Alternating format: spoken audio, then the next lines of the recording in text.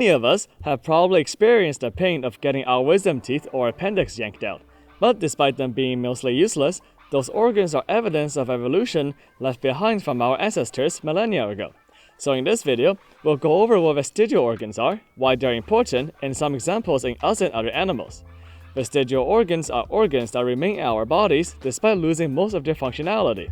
These were a result of millions of years of evolution, after many changes in a species' behavior and the environment that they face.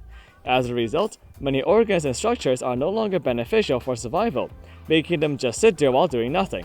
One common example is the appendix in humans, which is a tube structure at the end of the large intestine. We don't really know what it did, but the leading theory is that it houses the gut bacteria that digest cellulose, the main component of plants, back when we are mainly herbivores.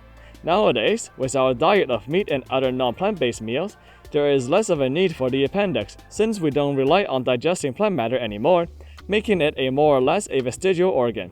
As of right now, our appendix might serve as a reservoir for our gut microbes in the case a disease wipes out our current gut microbes, but it's still being researched.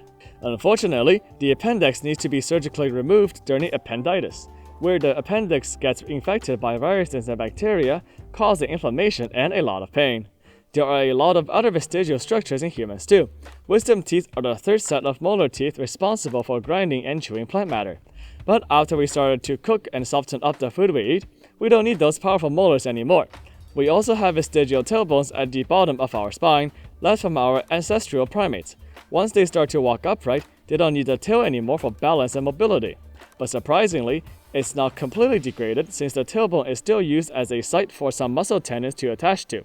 And even more interestingly, we have vestigial reflexes as well. Many of us get goosebumps and have our hair stick up when we are stressed, which doesn't really do anything. But for our ancestors, this is very useful to look bigger and scare off predators.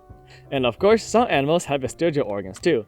Since snakes evolved from lizards, many snakes, such as pythons, still have hind leg bones towards their tails. Similarly, since whales evolved from mammals, they also retain hind leg bones from when their ancestors still needed them to run from predators on land. A cave-dwelling fish in Mexico evolved heightened senses of smell and taste, and since these caves are pitch dark, their eyes started to degenerate, making them completely blind, which doesn't matter anyways. And there we have it. Vestigial organs are organs once useful to a species, but have lost most of their functions as the species doesn't need them anymore.